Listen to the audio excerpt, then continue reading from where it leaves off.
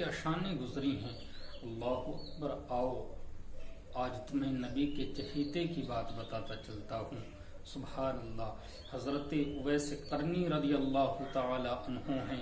حضرات، مسلمان ہونے کے بعد پیارے نبی صلی اللہ علیہ وسلم کو دیکھنے کی خواہش ہوتی ہے، دیدار کی طلب ہوتی ہے کہ پیارے نبی کا دیدار کیا جائے، پیارے نبی کو دیکھا جائے۔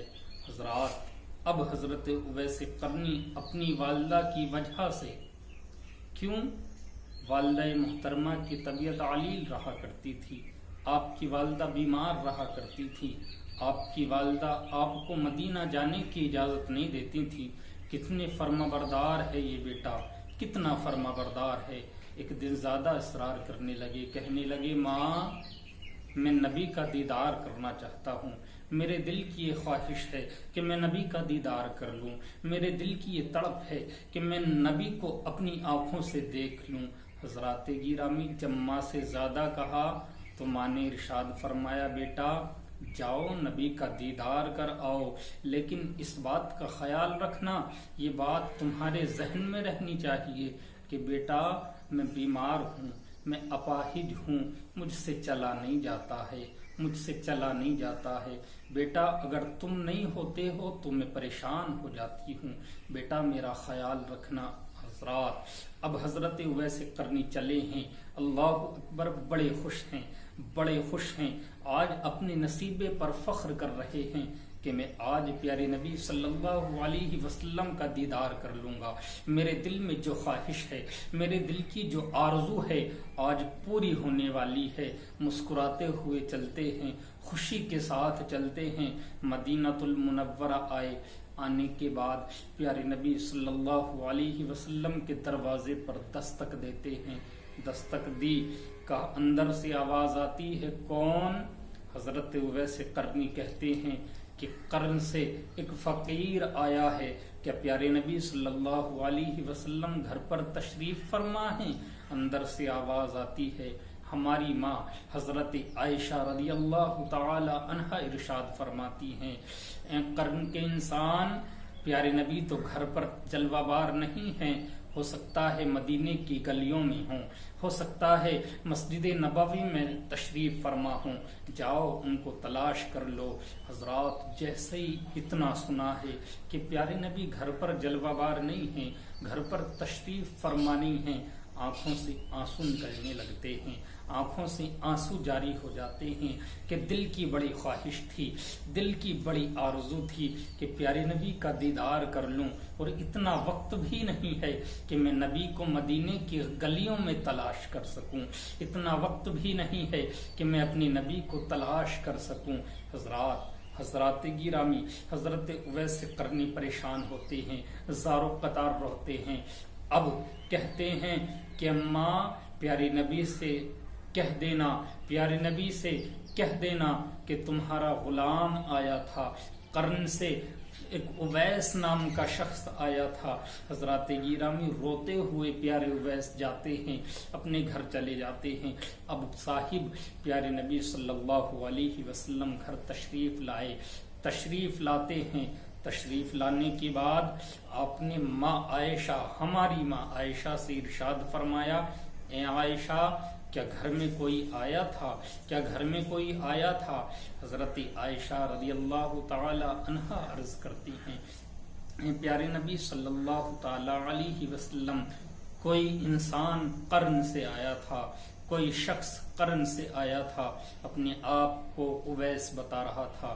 پیارے نبی صلی اللہ علیہ وسلم نے اتنا سنا، سننے کے بعد آپ نے قرن کی جانب کو منہ کیا۔ حضرات، یہ شان ہے اویس قرنی کی، یہ مقام ہے حضرت اویس قرنی رضی اللہ تعالی عنہ کا، یہ مرتبہ ہے حضرت اویس قرنی رضی اللہ تعالی عنہ کا کہ پیارے نبی صلی اللہ تعالی علیہ وسلم جب گھر پر نہیں ملتے ہیں، پیارے نبی گھر میں آتے ہیں تو حضرت اویس قرنی کی خوشبو کو پہچان لیتے ہیں کیا گھر میں کوئی آیا تھا۔ حضرات گرامی، اب حضرت اویس قرنی کی شان آپ دیکھیں اور ماں سے محبت دیکھیں آپ کہ یہ اویس ہے کہ نبی صلی اللہ علیہ وسلم اگر گھر پر جلوہ بار نہیں تھے، گھر پر تشریف فرما نہیں تھے تو آپ کو تلاش نہ کیا؟ ماں کی خدمت، ماں کی بیماری آپ کے خیال میں رہی، ماں کی خدمت کا خیال آتا رہا۔ حضرات گرامی، پیارے نبی صلی اللہ تعالی علیہ وسلم، ایک روایت میں آتا ہے کہ پیارے نبی نے حضرت علی اور حضرت عمر کو بلایا، بلانے کے بعد ارشاد فرمایا، اے عمر، اے حضرت علی، تم دونوں حضرات کو میرا یہ حکم ہے کہ جب میرا وصال ہو جائے تو میرا جبہ مبارک جو ہے یہ حضرت اویس قرنی کو دے دینا۔ حضرات، کچھ دنوں کے بعد پیارے نبی صلی اللہ علیہ وسلم ظاہراً ہمارے درمیان سے حضرت علی کرم اللہ وجہہ الکریم اور حضرت عمر فاروق اعظم رضی اللہ تعالی عنہ کے درمیان سے وصال فرماتے ہیں۔ آپ کے دل میں وہ بات جگہ کرتی ہے کہ پیارے نبی نے ارشاد فرمایا تھا کہ اویس قرنی کو میرا یہ جبہ مبارک دے دینا، میرا یہ جبہ پہنچا دینا۔ حضرات گرامی، اب یہ دونوں حضرات چلتے ہیں سرزمین قرن کی جانب۔ وہاں پہنچنے کے بعد کسی سے ارشاد فرمایا تھا ہمیں اویس کے گھر جانا ہے، ہمیں حضرت اویس کے گھر جانا ہے، تو کسی نے کہا تھا صاحب ان کے گھر جا کے کیا کرو گے، ان کا پتہ پوچھ کے کیا کرو گے، وہ تو دیوانہ ہے، وہ تو مجنون ہے۔ حضرات گرامی، اب ان دونوں کی طلب اور بڑھتی ہے، تڑپ ہو جاتے ہیں حضرات۔ حضرت اویس قرنی رضی اللہ تعالی عنہ کا پتہ چل جاتا ہے، آپ کے قریب پہنچے۔ پہنچنے کے بعد آپ نے کہا، اے اویس، پیارے نبی صلی اللہ علیہ وسلم نے تمہارے لیے جبہ بھیجا ہے۔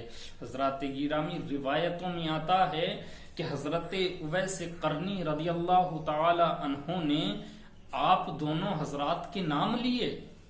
آپ سے پہلے کبھی ملاقات نہیں ہوئی، لیکن حضرت اویس قرنی نے پھر بھی آپ کے نام لے لیے۔ حضرات، آپ نے جبہ لیا، جبہ وصول کرتے ہیں، اور حضرت علی، حضرت عمر فاروق اعظم رضی اللہ تعالی عنہ فرماتے ہیں، اے حضرت اویس، پیارے نبی نے ارشاد فرمایا تھا کہ تم جبہ اس تک پہنچا دینا، جبہ حضرت اویس کو دے دینا، اور ان سے کہنا کہ وہ میری امت کی بخشش کی دعا کر دیں۔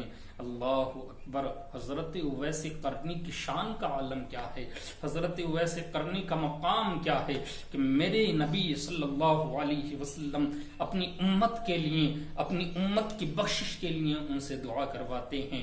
جیسے ہی اتنا سنا، زمین پر سجدہ ریز ہو جاتے ہیں، زمین پر سجدہ ریز ہو جاتے ہیں، اور بارگاہ مولا میں عرض کرتے ہیں، مولا میرے پیارے نبی صلی اللہ علیہ وسلم کی امت کو بخش دینا۔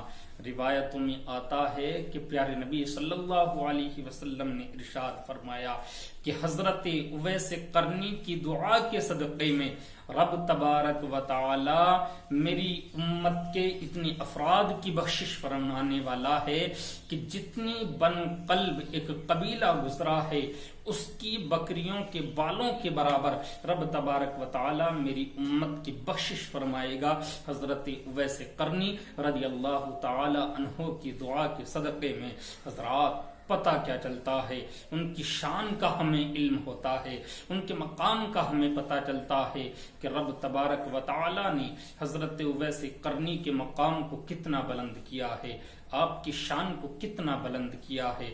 حضرات، کیوں نہ ہمیں ان کے طریقے اپنانے چاہیے، ان کے نقش قدم پر عمل کرنا چاہیے، اور پیارے نبی صلی اللہ تعالی علیہ وسلم سے محبت کرنی چاہیے۔